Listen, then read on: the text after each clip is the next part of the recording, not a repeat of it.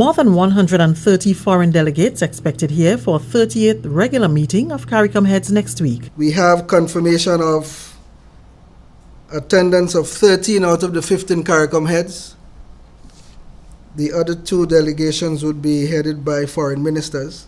So we'll have a full complement.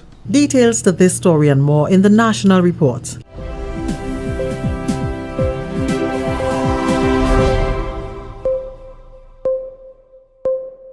With the National Report, I'm Leslie Ann Johnson Cornwall. Grenada gears up to welcome more than 130 foreign delegates to its shores when it hosts the 38th regular meeting of the Conference of CARICOM Heads of Government next week. Member of the local organizing committee, Alva Brong, told members of the media on Wednesday that confirmation has already been received from 13 heads of government, 2 foreign ministers from Suriname and Brazil, and 4 associate member countries. The conference will also welcome its 2 newest members, the President of Haiti and the Prime Minister of the Bahamas. The list of 6 associate members, we already have 4 confirmation, and that includes Cayman Islands, Turks and Caicos, Virgin Islands. We'll also have present with us in Grenada the President of the Caribbean Development Bank, the Governor of the ECCB, the Chancellor of the University of the West Indies, Director of the OECS, Director General of the OECS, the CEO of the Caribbean Development Bank, the Vice President of the World Bank, a special delegation from the People's Republic of China, high-level delegation, and we'll also have a high-level foreign minister with us. We will withhold the name and the country for now, for security reasons. The meeting is expected to focus on a Human Resource Development 2030 strategy and implementation plan to address the development of skills for the 21st century and the implementation of the CSME. Brown says tourism, security, trade, among other important issues, will form part of the regional discussions. Regional security issues. It will also look at the future trade relations with the United Kingdom, specifically looking at the post-Brexit situation, air transport issues in the region, tourism in the region, CARICOM Human Resource Development 2030 strategy. There'd also be deliberations on that. The opening ceremony will take place on July 4th at the Grenada Trade Center, followed by the business sessions at the Radisson Grenada Beach Resort, July 5th to 6th. The corporate community has come in for high praise for assisting with the funding of the CARICOM meeting, at which Prime Minister Dr. The Right Honorable Keith Mitchell will assume the chairmanship. During the government's weekly post-cabinet briefing on Wednesday, Minister for Health and International Business, the Honorable Nicholas Steele, said the meeting came at no cost to the government or taxpayers. On behalf of the government, we want to take this opportunity, before we even get into the details, to thank the private sector in general. There's been significant support from entities within the private sector, allowing us to fund this in terms of hosting the heads of government meeting to a level that persons have become accustomed to in terms of the standard that we try to produce here in Grenada. And I think in this occasion, we actually are going to surpass that.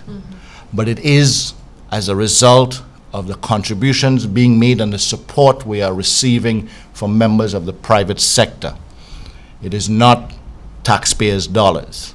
Member of the local organizing committee and permanent secretary in the Ministry of Foreign Affairs, Alva Brong, says Grenada is hopeful that its participation in the regional meeting will bear positive fruits in a few areas. Certainly the issue of small states and financing for development, major issue.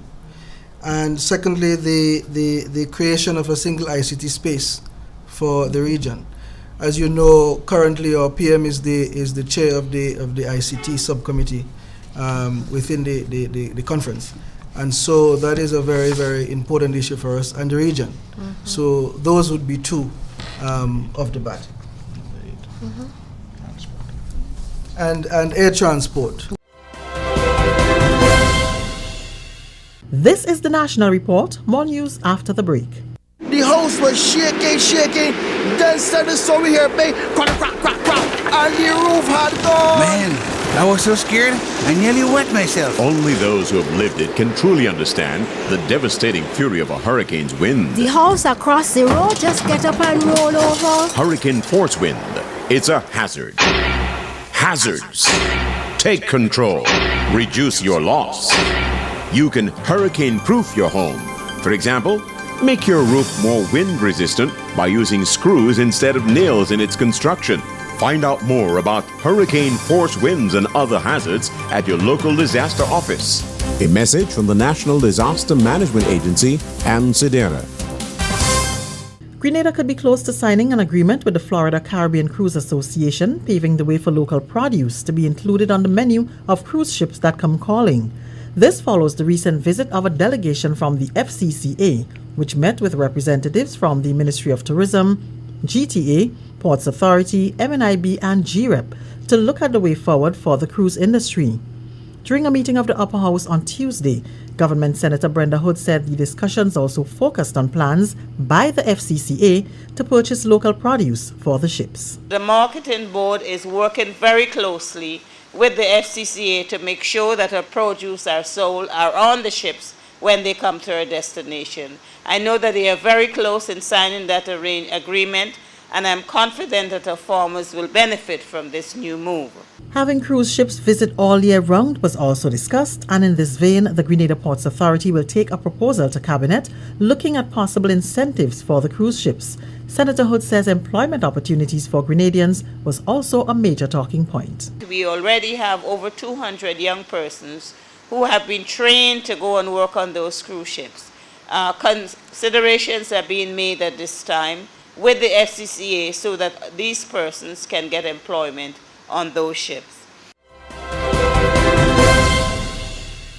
The exploits of Grenadian bodybuilders continue to receive lofty acclaim following a remarkable performance at the Sports World Classic competition in Trinidad on Saturday. A 6-member bodybuilding team headed by the leading bodybuilder in Central America and the Caribbean, Damian Daniel, stole the spotlight by grabbing 3 trophies. Daniel won his heavyweight class and the overall title.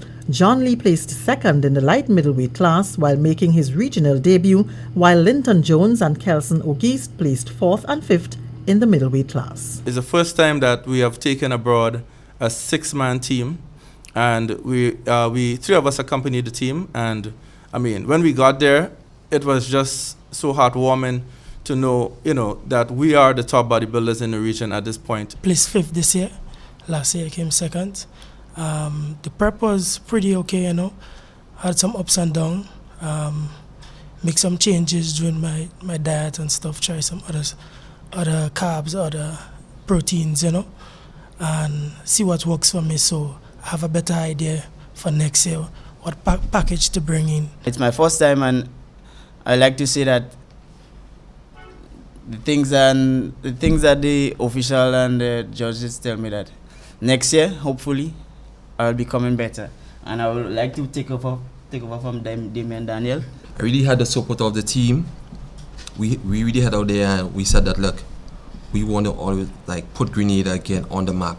So as I say, we really went out there with one aim to really represent to the fullest.